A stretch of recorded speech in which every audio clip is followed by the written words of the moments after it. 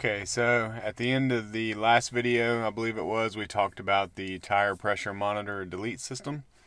So that's this little module right here. It actually stands for tire pressure monitor system defeat. And what that does, you just unplug your old system, plug this in, and it erases that light. And going back to why you want to delete that is because on the 2012 and 13 only, 14 and 15, they had a different system, so this won't work on it.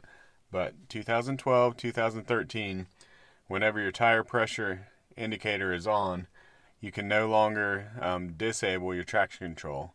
You might ask, why would you want that? Well, if you see the environment that I live in, it's very snowy. Sometimes I need to turn that traction control off and to allow my wheels to spin so that I can get out of a situation. When the traction control kicks on, it kind of cuts all the power to the wheels and sometimes can actually hurt you more than it helps you. Now, when you're on the interstate and you're driving at speed, yeah, it's a good system, but when you're trying to go slow and drive through a parking lot or pull out of your driveway and it's snowy, something like that, I like to turn my traction control off.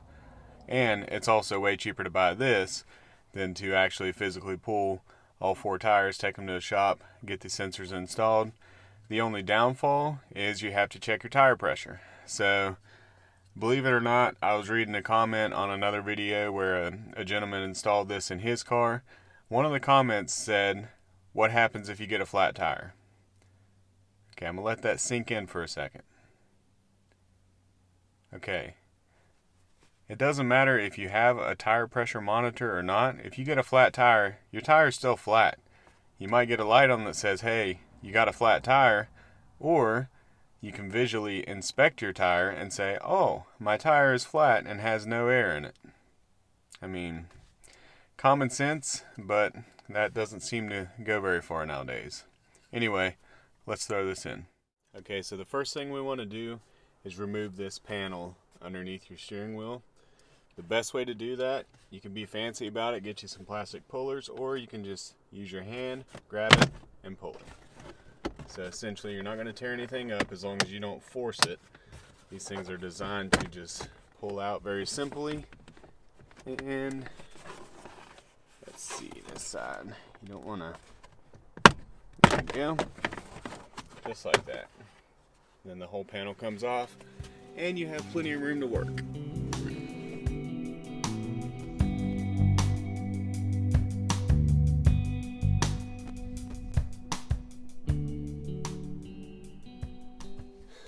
Okay, so right here is the tire pressure monitor, the factory one. What you want to do is simply reach up. It's got a plug on the back side. It's got a push tab. You just push that tab down and unplug it.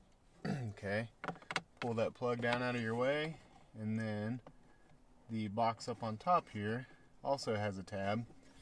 Just push in on that tab with your hand, pull back on it slightly, and it's going to slide out of the holder. Make sure you don't bust anything while you're in there. Just want to take our time, wiggle it off the connector kind of slowly, and right there it is.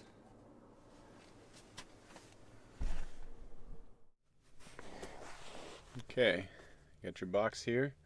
If you look on either side, there's a plastic tab. So what you want to do, simply pull those.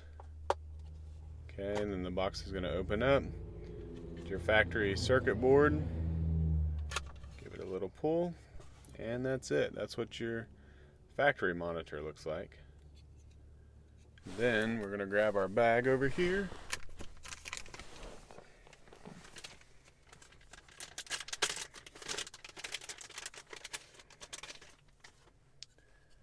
Tire pressure monitor system defeat.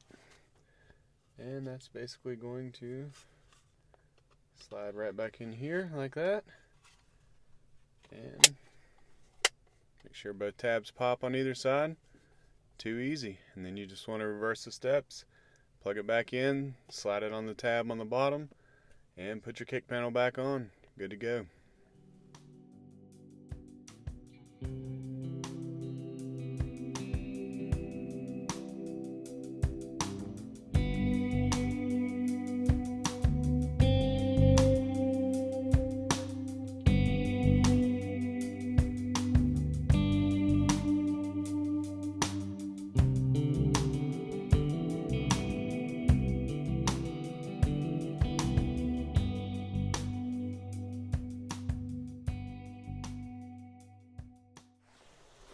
Alright, let's fire this thing up and see if it worked.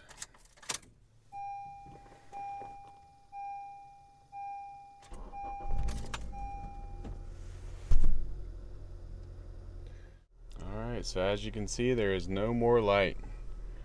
Now I should be able to turn on and off the traction control as I wish. Yep, that seems to be working. Alright, so overall, super easy install. Maybe took 5 minutes even with trying to record it and set the camera up and everything. Highly recommended. I took it for a test drive. Everything's working great.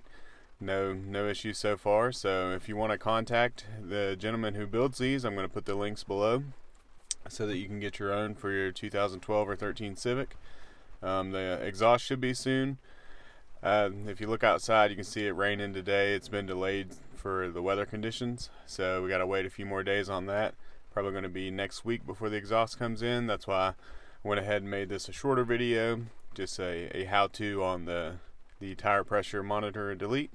Now I want you guys to stay tuned because within the next 2 weeks probably I'm going to reveal one of my other projects that you may have picked up if you notice some of the banners on the channel, but I haven't put it in any videos yet, so stay tuned for that. I'm excited for you guys to see. It's somewhat of a classic, I guess you would say. Not so much to me, but looking at it now, it's almost 40 years old, so I guess it probably would be a classic.